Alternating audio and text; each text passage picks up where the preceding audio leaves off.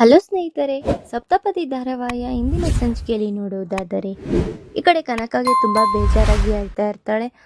ಅವಾಗ ಅಪ್ಪು ಕಾನ್ಸ್ಟೇಬಲ್ಗೆ ಹೇಳಿ ನಮ್ಮಪ್ಪನ ಕರೀರಿ ಅಂತ ಹೇಳ್ತಾಳೆ. ಅಪ್ಪು ಸರಿ ಅಂತ ಅವರಪ್ಪ ಇರು ಕನಕ, ನಾನು ಹೋಗಿ ಮಾತಾಡ್ಕೊಂಡು ಬರ್ತೀನಿ ಅಂತ ಅವರಪ್ಪ ಹೊರಗೆ ಹೊರಡ್ತಾರೆ.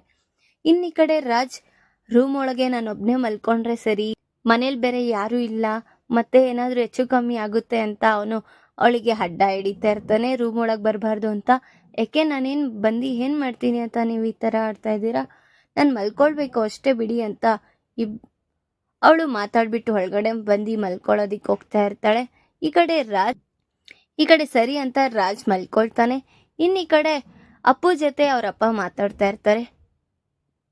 ಅಪ್ಪ, ನಾನು ಹೇಳ್ದೆ ಅಲ್ವಾ ನೀವು ಹೊರಡಿ ಅಂತ, ನೀವು ಯಾಕೆ ಇಲ್ಲೇ ಇದ್ದೀರಾ ಇನ್ನೂ ಅಂತ ಕೇಳ್ತಾ ಇರ್ತಾಳೆ. ಹಾಗಲ್ಲ, ನೀನೊಬ್ಬಳನ್ನೇ ಬಿಟ್ಟು ಹೇಗಮ್ಮ ಹೋಗೋದು ಅಂತ ಹೇಳ್ತಾ ಇರ್ತಾರೆ.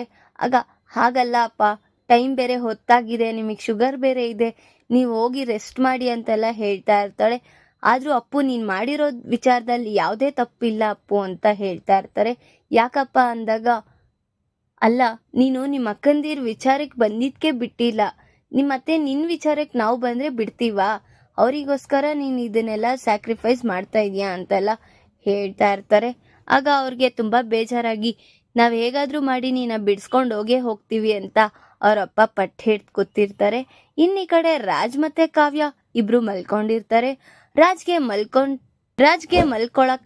ಮಲ್ಗಿದಾನೆ. ಮಧ್ಯರಾತ್ರಿಲಿಯ ಅಸ್ತಮದಿಂದ ಒದ್ದಾಡ್ತಾ ಇದ್ದಾನೆ. ಕಾವ್ಯ ನೋಡಿದ್ರೆ ಮಲ್ಕೊಂಡ್ಬಿಟ್ಟಿರ್ತಾಳೆ. ಆಮೇಲೆ ರಾಜ್ ಆ ದಿಮ್ಮಿಂದ ಹೆಸ್ತಿ ಅವಳು ಸಡನ್ ಆಗಿ ಎದ್ದು ಅಯ್ಯೋ ಯಾಕ್ರಿ ಏನಾಯ್ತು ಅಂತ ಗಾಬರಿ ಪಡ್ತಾ ಇರ್ತಾಳೆ. ಅವನಿಗೆ ಎಪ್ಸೋದಿಕ್ಕೆ ಹೋಗ್ತಾ ಇರ್ತಾಳೆ, ಆದರೆ ಅವನ ಕೈಯಲ್ಲಿ ಎದ್ದೊಳೋದಿಕ್ಕೆ ಆಗ್ತಾ ಇರಲ್ಲ. ಆಮೇಲೆ ಇನ್ಹೇಲ್ನ ಕೊಡೋಣ ಅಂತ ಹುಡುಕಿ ಸಾಕಾಗೋಗುತ್ತೆ. ಆಮೇಲೆ ಕೊನೆಗೆ ಸಿಗುತ್ತೆ. ಕೊನೆಗೆ ಸಿಕ್ಕಾಗ ಸರಿ ಅಂತ ಪ್ರೆಸ್ ಮಾಡೋದಿಕ್ಕೆ ಹೋದ್ರೆ ಅದರಲ್ಲಿ ಹಿನ್ನೆಲೆ ಖಾಲಿ ಆಗೋಗಿರುತ್ತೆ. ಅವನಿಗೆ ತುಂಬ ಗಾಳಿನೇ ತಗೊಳಕ್ಕಾಗ್ತಾ ಇಲ್ಲ, ಉಸಿರೇ ಆಡೋದಿಕ್ಕೆ ಆಗ್ತಾ ಇಲ್ಲ. ಕಾವ್ಯಾಗ ಬೇರೆ ತುಂಬ ಟೆನ್ಷನ್ ಆಗಿದೆ. ಫೋನ್ ಮಾಡಿದ್ರು, ಅದೇ ಟೈಮಲ್ಲಿ ಮನೆಯವ್ರಿಗೆ ಫೋನ್ ಮಾಡಿದ್ರು, ಅವ್ರ ಫೋನ್ ಸ್ವಿಚ್ ಆಫ್ ಅಂತ ಬರ್ತಾ ಇರುತ್ತೆ. ದೇವ್ರೆ ಈಗೇನಪ್ಪ ಮಾಡೋದು, ಇನ್ಹೇಲ್ ಬೇರೆ ಖಾಲಿ ಆಗೋಗಿದೆ, ಫೋನ್ಗಳು ಬೇರೆ ಎತ್ತುತ್ತಾ ಇಲ್ಲ ಅಂತ ಯೋಚನೆ ಮಾಡ್ತಾಳೆ. ಸರಿ ಬನ್ನಿ ಹಾಸ್ಪಿಟಲ್ ಕರ್ಕೊಂಡು ಹೋಗ್ತೀನಿ ನಾನೇ ಅಂತ ಕಾವ್ಯ ಕಷ್ಟಪಟ್ಟು ಕರ್ಕೊಂಡು ಹೋಗ್ತಾ ಇರ್ತಾಳೆ. ರಾಜ್ಗೆ ತುಂಬ ಅಯೋಮಯವಾಗಿ ಇದ್ದಾನೆ, ಅವ್ನಿಗೆ ಏನೇನು ಆಗ್ತಿದೆ ಅನ್ನೋದೇ ಗೊತ್ತಾಗ್ತಾ ಇರೋದಿಲ್ಲ. ಇನ್ನಿ ಕಡೆ ಸೆಕ್ಯೂರಿಟಿ ಅವ್ರನ್ನ ಕರೆದಿ ಕಾರ್ನ ಡ್ರೈವ್ ಮಾಡಿ ಅಂತೆಲ್ಲ ಹೇಳ್ತಾ ಇರ್ತಾರೆ. ಅಯ್ಯೋ ನನಗೆ ಬೇರೆ ಡ್ರೈವಿಂಗ್ ಬೇರೆ ಬರಲ್ಲ, ಏನಪ್ಪ ಮಾಡೋದು ಅಂತ ಯೋಚನೆ ಮಾಡ್ತಾಳೆ ಕಾವ್ಯ. ಆಗ ಸೆಕ್ಯೂರಿಟಿ ಅವ್ರದ್ದು ಗಾಡಿ ಇಸ್ಕೊಂಡು ನಾನು ಕರ್ಕೊಂಡು ಹೋಗ್ತೀನಿ ಹಾಸ್ಪಿಟಲ್ಗೆ ಅಂತ ಕಾವ್ಯ ಅಲ್ಲಿಂದ ಕೇರ್ಫುಲ್ ಆಗಿ ರಾಜ್ನ ಹಾಸ್ಪಿಟಲ್ ಕರ್ಕೊಂಡು ಹೋಗ್ತಾ ಇರ್ತಾಳೆ. ಇನ್ನು ಈ ಕಡೆಗೆ ಮತ್ತೆ ಅವರ ಗಂಡನ್ಗೆ ತುಂಬ ಟೆನ್ಷನ್ ಆಗಿದೆ. ಈಗ ಏನಪ್ಪ ಮಾಡೋದು, ಅವಳನ್ನ ಹೇಗೆ ಕರ್ಕೊಂಡು ಬರೋದು ಅಂತ ಅಯೋಮಯದಲ್ಲಿ ಅವ್ರು ಸಿಲ್ಕಿದ್ದಾರೆ. ಈ ಕಡೆ ನೋಡಿದ್ರೆ ಕಾವ್ಯ ಮತ್ತೆ ರಾಜ್ ಒಂದಪಾಯದಲ್ಲಿ ಸಿಲ್ಕಿದ್ದಾರೆ. ಇನ್ನು ಈ ಕಡೆ ಅಪ್ಪನ ಹೇಗಾದ್ರೂ ಬಿಡಿಸ್ಬೇಕು ಅಂತ ಕನಕ ಮತ್ತೆ ಅವ್ರ ಯಜಮಾನ್ರು ಟ್ರೈ ಮಾಡ್ತಿದ್ದಾರೆ. ಇನ್ನು ಈ ಕಡೆ ಕಾವ್ಯ ಹಾಸ್ಪಿಟಲ್ ಕರ್ಕೊಂಡು ಬರ್ತಾಳೆ. ರೀ ಎದ್ದೋಳ್ರಿ, ನನ್ನ ಕೈಲಿ ತಡ್ಕೊಳಕ್ ಆಗ್ತಿಲ್ಲ, ಎದ್ದೋಳ್ರಿ ಅಂತೆಲ್ಲ ಗೊಳೋ ಅಂತ ಹೇಳ್ತಾ ಇರ್ತಾಳೆ. ಆಗ ಹಾಸ್ಪಿಟಲ್ಗೆ ಬಂದು ಡಾಕ್ಟರ್ ಪ್ಲೀಸ್ ಡಾಕ್ಟರ್, ನನ್ನ ಹಸ್ಬೆಂಡ್ನ ಬದುಕಿಸಿ, ಅವ್ರಿಗೆ ಇನ್ಹೇಲ್ ಖಾಲಿ ಆಗೋಗಿ ಈ ಥರ ಉಸಿರಾಡೋಕೆ ಆಗ್ತಾ ಇಲ್ಲ ಅಂತೆಲ್ಲ ಹೇಳ್ತಾ ಇರ್ತಾರೆ. ಈಗ ನಾವು ಅಡ್ಮಿಟ್ ಮಾಡ್ತೀವಿ, ನೀವು ಹೋಗಿ ಫಸ್ಟು ಫಾರ್ಮ್ನೆಲ್ಲ ಡೀಟೇಲ್ಸ್ನೆಲ್ಲ ಫಿಲ್ ಮಾಡಿ ಅಂತೆಲ್ಲ ಹೇಳ್ತಾರೆ. ಸರಿ ನಾನು ಮಾಡ್ತೀನಿ ಅಂತ ಹೇಳಿ ಅವಳು ಫಾರ್ಮ್ನ ಫಿಲಪ್ ಮಾಡೋದಕ್ಕೆ ಹೋಗ್ತಾಳೆ. ಆದರೆ ಅಲ್ಲಿ ಆ ರಿಸೆಪ್ಷನಿಸ್ಟು ನೀವು ಕ್ಯಾಶ್ ಕಟ್ರೇನೆ ಈಗ ಅವರಿಗೆ ಟ್ರೀಟ್ಮೆಂಟ್ ನಡೆಯುತ್ತೆ ಅಂತೆಲ್ಲ ಹೇಳ್ತಾ ಇರ್ತಾರೆ. ಅಯ್ಯೋ ನಾನು ಟ್ರೀಟ್ಮೆಂಟಿಗೆ ಕಾಸು ತರೋದೇ ಮರ್ತೋದೆ, ಇವ್ರು ಹಡಾವಿಡೀಲಿ ನಾನು ಹಾಗೆ ಬಂದ್ಬಿಟ್ಟೆ, ಫಸ್ಟೀಗ ಅವ್ರಿಗೆ ಟ್ರೀಟ್ಮೆಂಟ್ ಮಾಡಿ ಆಮೇಲೆ ನಾನು ದುಡ್ಡು ಕೊಡ್ತೀನಿ ಅಂತೆಲ್ಲ ಹೇಳ್ತಾ ಇರ್ತಾಳೆ. ಇಲ್ಲ ಮೇಡಮ್ ಸಾರಿ, ನೀವು ಪೇ ಮಾಡಿದ್ರೇ ಇನ್ನು ಡಾಕ್ಟರ್ ಅವ್ರು ಮಾಡೋದಕ್ಕಾಗೋದು ಟ್ರೀಟ್ಮೆಂಟ್ ಎಲ್ಲ ಹೇಳ್ತಾ ಇರ್ತಾರೆ. ಆದರೆ ಅವಳಿಗೆ ಆ ಡಾಕ್ಟರ್ ಇಲ್ಲ ನಾವು ಇಲ್ಲಿ ಮಾಡಲ್ಲ, ಇಲ್ಲ ನೀವೇ ಬೇರೆ ಕಡೆ ಕರ್ಕೊಂಡೋಗಿ ಅಂತೆಲ್ಲ ಹೇಳ್ತಾ ಇರ್ತಾಳೆ. ಏಕೆ ನೀವು ಮನುಷ್ಯರ, ಏನು ನೀವು ಒಬ್ರು ವೈದ್ಯಕೀಯದಲ್ಲಿ ಕೆಲಸ ಮಾಡ್ತಾ ಇದ್ದೀರಾ, ನಿವೃತ್ತರಾಗಿದ್ದೀರಾ, ಹೇಗೆ ಬದುಕಿಸ್ಬೇಕು ಅನ್ನೋದು ಗೊತ್ತಿಲ್ವಾ ನಿಮಗೆ? ಫಸ್ಟು ಮನಿನೇ ಇಂಪಾರ್ಟೆಂಟ್ ಆಗೋಗಿದೆ ಅಲ್ಲ. ಅವ್ರು ನೋಡಿದ್ರೆ ದೊಡ್ಡ ಮನೆ ವ್ಯಕ್ತಿ ಅವರು, ನೀವು ಹೇಳಿದ್ರೆ ಸಾಕು ಈ ಹಾಸ್ಪಿಟಲ್ನ ಅವ್ರು ಕೊಂಡ್ಕೊತಾರೆ ಅಂತ ಹೇಳ್ತಾ ಇರ್ತಾಳೆ.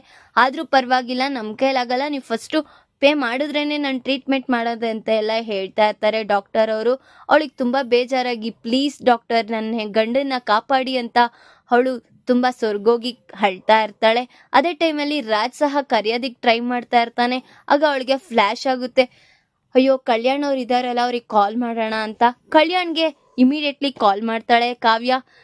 ಕವಿ ಅವರೇ, ನಿಮ್ಮ ಅಣ್ಣಂಗೆ ಇನ್ಹೇಲ್ ಖಾಲಿಯಾಗಿ ಅವರು ಹಾಸ್ಪಿಟಲ್ ಕರ್ಕೊಂಡು ಬಂದಿದ್ದೀನಿ ಅಂತೆಲ್ಲ ಹೇಳ್ತಾ ಇರ್ತಾರೆ. ಅದ್ಗೆ ನೀವೇನು ಯೋಚನೆ ಮಾಡಬೇಡಿ, ಪೇ ನಾನು ಮಾಡ್ತೀನಿ, ಫಸ್ಟ್ ಅಲ್ಲಿ ಟ್ರೀಟ್ಮೆಂಟ್ ಮಾಡೋದಿಕ್ಕೆ ಹೇಳಿ ಅಂತೆಲ್ಲ ಹೇಳ್ತಾರೆ. ಆಗ ಪೇ ಮಾಡಿ ಕಲ್ಯಾಣ್ ಈ ಕಡೆ ಪೇ ಮಾಡ್ತಾನೆ. ಆಗ ಡಾಕ್ಟರ್ ಬಂದು ಆಯ್ತಾ ಅಂತ ಕೇಳ್ತಾರೆ. ಹಾಂ ಸರ್ ಆಗಿದೆ, ಟ್ರೀಟ್ಮೆಂಟ್ ಸ್ಟಾರ್ಟ್ ಮಾಡಿ ಅಂತೆಲ್ಲ ಹೇಳ್ತಾರೆ. ರಾಜ್ಗೆ ಇನ್ನ ಟ್ರೀಟ್ಮೆಂಟ್ ಸ್ಟಾರ್ಟ್ ಮಾಡ್ತಾರೆ. ಧಾರಾವಾಹಿಯ ಪ್ರತಿಯೊಂದು ಸಂಚಿಕೆ ತಪ್ಪದೇ ನೋಡಬೇಕಾದರೆ ನಮ್ಮ KTVS 365 ಚಾನಲ್ನ ಈಗಲೇ ಸಬ್ಸ್ಕ್ರೈಬ್ ಮಾಡ್ಕೊಳ್ಳಿ. ಹಾಗೆ ಪಕ್ಕದಲ್ಲಿರುವ ಬೆಲ್ ಬಟನ್ ಅನ್ನು ಪ್ರೆಸ್ ಮಾಡಿ ಅದರಲ್ಲಿ ಆಲ್ ಆಪ್ಷನ್ ಸೆಲೆಕ್ಟ್ ಮಾಡ್ಕೊಳ್ಳಿ. ಇದರಿಂದ ನಾವು ರಿಲೀಸ್ ಮಾಡುವಂತಹ ಸಂಚಿಕೆ ಅಪ್ಡೇಟ್ ನೋಟಿಫಿಕೇಶನ್ ಸಿಗುತ್ತೆ. ಕಾವ್ಯನ್ಗೆ ತುಂಬಾ ಟೆನ್ಷನ್ ಆಗ್ತಾ ಇರುತ್ತೆ. ರಾಜ್ಗೆ ಈ ಕಡೆ ಟ್ರೀಟ್ಮೆಂಟ್ ನಡೆದಿ ಆರಾಮಾಗಿ ಇರ್ತಾನೆ. ಇನ್ನು ಈ ಕಡೆ ಕಾವ್ಯ ಅವ್ರ ಅಪ್ಪ ಅಮ್ಮಂಗೆ ತುಂಬಾ ಏನು ನೈಟ್ ಹೊತ್ತು ಬೇರೆ ಆಯ್ತು, ಮೀನಾಕ್ಷಿ ಅಕ್ಕನ ನಂಬ್ಕೊಂಡಿದ್ರೆ ಅದೂ ಸರಿ ಹೋಗಲ್ಲ, ನಾವೇ ಏನಾದ್ರೂ ಮಾಡ್ಬೇಕು ಅಂತ ಯೋಚನೆ ಮಾಡ್ತಾ ಇರ್ತಾರೆ. ಈ ಕಡೆ ಡಾಕ್ಟರ್ ಹೇಳ್ತಾರೆ, ಓ ಮೈ ಗಾಡ್, ನಿಮ್ಮ ಹೆಂಡತಿ ಅವರು ಏನ್ ಪಟ್ಟಿ ಹಿಡ್ದು ನಿಮ್ನ ಬದುಕಿಸಿದಾರೆ ಗೊತ್ತಾ, ಅವ್ರಂತ ಹೆಂಡತಿ ನೀವು ಪಡೆಯೋಕೆ ಪುಣ್ಯ ಮಾಡಿರ್ಬೇಕು ಅಂತ ರಾಜ್ಗೆ ಹೇಳ್ತಾ ಇರ್ತಾರೆ. ಈಗ ಸರಿ, ನೀವು ಇನ್ನ ಡಿಸ್ಚಾರ್ಜ್ ಆಗ್ಬೋದು ಅಂತೆಲ್ಲ ಹೇಳಿ ಅವರು ಡಿಸ್ಚಾರ್ಜ್ ಆಗಿ ಹೋಗ್ತಾ ಇರ್ತಾರೆ. ರಾಜ್ ಮತ್ತೆ ಕಾವ್ಯ ಇಬ್ರು ಮನೆಗೆ ಬರ್ತಾರೆ. ಅವನಿಗೆ ತುಂಬಾ ಸುಸ್ತಾಗಿರೋದ್ರಿಂದ ಅಡುಗೆ ಮಾಡ್ಕೊಂಡು ಬರ್ತೀನಿ, ಊಟ ಮಾಡಿ ಅಂತ ಎಲ್ಲ ಹೇಳಿ ಬೇಗ ಬೇಗ ಊಟ ಪ್ರಿಪೇರ್ ಮಾಡಿ ರಾಜ್ ಕೊಡ್ತಾಳೆ. ಅವನ್ಗೆ ಸರಿ ನೀವು ರೆಸ್ಟ್ ಮಾಡಿ ಅಂತ ರೂಮಲ್ಲಿ ಹೋಗಿ ಅವನಿಗೋಸ್ಕರನೇ ಕಾಯ್ತಾ ಕೂತಿರ್ತಾಳೆ, ಮತ್ತೆ ಏನಾದ್ರೂ ಹೆಚ್ಚು ಕಮ್ಮಿ ಆಗುತ್ತೆ ಅಂತ. ರಾತ್ರಿ ಎಲ್ಲ ನಿದ್ದೆ ಮಾಡ್ದಿರಾ ಹಾಗೆ ಕಾವಲ್ ಕಾಯ್ತಾ ಇರ್ತಾಳೆ ಕಾವ್ಯ. ಇನ್ನಿ ಕಡೆ ಪೊಲೀಸ್ ಸ್ಟೇಷನ್ ಅಲ್ಲಿ ಕನಕಾಗೆ ಅವರು ಅವ್ರ ಕಾನ್ಸ್ಟೇಬಲ್ ಹೇಳ್ತಾರೆ, ನೀವು ಇದೇ ತರ ಇದ್ರೆ ಸರಿ ಹೋಗಲ್ಲ, ಯಾರನ್ನಾದ್ರೂ ದೊಡ್ಡ ವ್ಯಕ್ತಿನ ಕರ್ಕೊಂಡ್ ಬಂದು ಪರಿಚಯ ಮಾಡಿಸಿ ಅವರು ಬಿಡುಗಡೆ ಮಾಡ್ತಾರೆ, ಇಲ್ಲ ಅಂದ್ರೆ ಕೋರ್ಟ್ವರೆಗೂ ಹೋಗುತ್ತೆ ಅಂತೆಲ್ಲ ಹೇಳ್ತಾ ಇರ್ತಾರೆ. ಅವಳು ಸರಿ ಹೇಗಾದ್ರೂ ಮಾಡಿ ನಾವು ಸೀತಾರಾಮಯ್ಯ ಅವ್ರನ್ನ ಕಾಲಿಗಾದ್ರೂ ಬಿದ್ದಿ ಕೇಳ್ಕೊಂಡ್ ಬರೋಣ ಬನ್ನಿ ಅಂತೆಲ್ಲ ಹೇಳ್ತಾ ಇರ್ತಾಳೆ. ಆಗ ಸರಿ ಆಯ್ತು ನಡಿ ಅಂತ ಅವರಿಬ್ರು ಅಲ್ಲಿಂದ ಹೊರಡ್ತಾರೆ.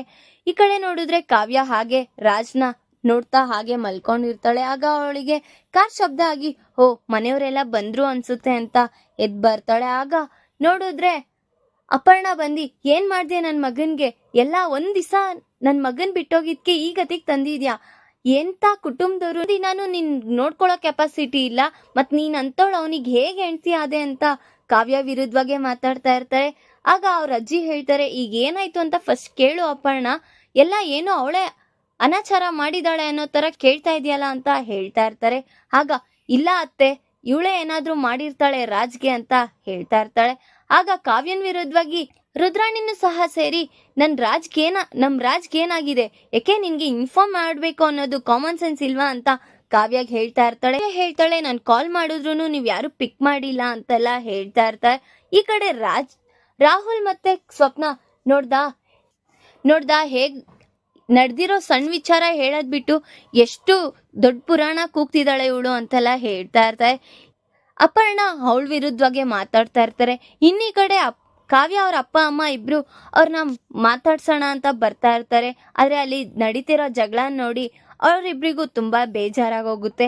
ಸರಿ ಬೇಡ, ಇಲ್ಲಿ ಏನೋ ನಡೀತಿದೆ ಅನ್ಸುತ್ತೆ, ಹೊರಟೋಗೋಣ ಅಂತ ಅವ್ರು ಅಲ್ಲಿಂದ ಹೊರಟ್ಬಿಡ್ತಾರೆ. ಈ ಕಡೆ ನೋಡಿದ್ರೆ ಅಪರ್ಣ ಎಂತ ಕುಟುಂಬದವರು, ನಿಮ್ನ ಏನಂತ ಹುಟ್ಟಿಸ್ಬಿಟ್ಟಿದಾರೋ ಅವರು, ಒಬ್ರಾದ್ರೂ ನೆಟ್ಟಗಿದ್ದೀರಾ, ನೀನ್ ನೋಡಿದ್ರೆ ಆ ತರ ಕೆಲಸ ಮಾಡಿದ್ಯಾ, ನಿನ್ನ ಅಕ್ಕ ನೋಡಿದ್ರೆ ಪ್ರೆಗ್ನೆಂಟ್ ಆಗ್ಬಿಟ್ಟು ಇವಾಗ ನಮ್ಮನೇಲಿ ಕೂತಿದ್ದಾಳೆ, ನಿಮ್ಮ ಅಪ್ಪ ಅಮ್ಮ ಏನ್ ಬುದ್ಧಿ ಹೇಳಿ ಕಳ್ಸಿದಾರೆ ನಿಮ್ಗೆಲ್ಲ ಅಂತ ಅವ್ರ ಅಪ್ಪ ಅಮ್ಮಂಗ್ ಬೈತಾ ಇರ್ತಾರೆ. ಅಲ್ಲ ಅತ್ತೆ, ಯಾರೋ ಮಾಡಿರೋ ತಪ್ಪಿಗೆ ನಮ್ಮ ಅಪ್ಪ ಅಮ್ಮನ ಬಗ್ಗೆ ಏನ್ ಮಾತಾಡ್ತಿದ್ದೀರಾ ನೀವು ಅಂತ ಕಾವ್ಯ ಹೇಳ್ತಾ ಇರ್ತಾಳೆ. ಈ ಕಡೆ ನೋಡಿದ್ರೆ ರಾಜ್ಗೆ ಎಚ್ಚರಿಕೆ ಆಗುತ್ತೆ, ಏನೋ ಮಾತಾಡ್ತಿದಾರಲ್ಲ ಅಂತ ಅವನಿಗೆ ಗೊತ್ತಾಗಿ ಎದ್ ಬರ್ತಾ ಇರ್ತಾನೆ. ನೋಡಿದ್ರೆ ಕಾವ್ಯನ್ ವಿರುದ್ಧವಾಗಿ ಅಪರ್ಣ ಮಾತಾಡ್ತಿರೋದನ್ನ ನೋಡಿ ಮಾಮ್ ಏನಾಯ್ತು ಈಗ ಅಂತ ಕೇಳ್ತಾನೆ. ಅಲ್ಲ ರಾಜ್, ಹುಷಾರಾಗಿದ್ಯಾ ನೀನು ಅಂತ ಕೇಳ್ತಾಳೆ ಅಪರ್ಣ. ಹ್ಞೂ ಮಾಮ್ ಚೆನ್ನಾಗೇ ಇದ್ದೀನಿ ಅಂತ. ಅಲ್ಲ ಇನ್ನೊಂದ್ಸತಿ ಯಾವುದೇ ಕಾರಣನೇ ಆಗ್ಲಿ ನಿನ್ನ ಇವಳ ಹತ್ರ ಬಿಟ್ಟು ಹೋಗಲ್ಲ ರಾಜ್, ನಾನೇ ಕರ್ಕೊಂಡಿಲ್ಲ, ನಾನೇ ಇರ್ತೀನಿ ನಿನ್ ಜೊತೆ ಅಂತೆಲ್ಲ ಹೇಳ್ತಾ ಇರ್ತಾಳೆ ಅಪರ್ಣ. ಈಗ ಏನಾಯ್ತು ಮಾಮ್, ನಾನು ಹಿನ್ನೆಲ್ಲ ಅದು ಐಸ್ ಕ್ರೀಮ್ ತಿಂದ್ಬಿಟ್ಟು ನನಗೆ ಉಸಿರಾಡೋದಿಕ್ ಆಗ್ತಾ ಇದ್ದಿಲ್ಲ, ಆಗ ಈ ಕಳಾವತಿನೇ ನನ್ನ ಕರ್ಕೊಂಡೋಗಿದ್ದು ಹಾಸ್ಪಿಟಲ್ಗೆ ಅಂತ ಅವ್ನು ಹೇಳ್ತಾ ಇರ್ತಾನೆ. ಈ ಕಡೆ ನೋಡಿದ್ರೆ ರುದ್ರಾಣಿಗೆ ಕಾವ್ಯನ್ ಪರ ಮಾತಾಡ್ತಾ ಇರೋದನ್ನ ನೋಡಿ ಅವಳಿಗೆ ಸಹಿಸ್ಕೊಳಕ್ಕಾಗ್ತಾ ಇಲ್ಲ. ಈ ಕಡೆ ನೋಡಿದ್ರೆ ಅಪ್ಪನ್ ಹೇಗಾದ್ರೂ ಬಿಡಿಸ್ಬೇಕು ಅಂತ ಅವ್ರ ಅಪ್ಪ ಅಮ್ಮ ಯಾವ್ದು ದಾರಿ ಇಲ್ಲ ಅಂತ ಸರ್ಗೋಗಿದ್ದಾರೆ. ಈಗ ಕಾವ್ಯಂಗ ವಿಚಾರ ಗೊತ್ತಾಗಿ ಅಪ್ಪನ ಬಿಡಿಸ್ತಾಳ ಅನ್ನೋದನ್ನ ಮುಂದಿನ ಭಾಗದಲ್ಲಿ ತಿಳಿಸ್ಕೊಡ್ತೀನಿ. ಈ ವಿಡಿಯೋ ಇಷ್ಟ ಆದ್ರೆ ಲೈಕ್ ಮಾಡಿ, ನಿಮ್ಮ ಫ್ರೆಂಡ್ಸ್ ಹಾಗೆ ನಿಮ್ಮ ರಿಲೇಟಿವ್ಸ್ಗೂ ಶೇರ್ ಮಾಡಿ ಅಂಡ್ ಕಮೆಂಟ್ ಮಾಡಿ.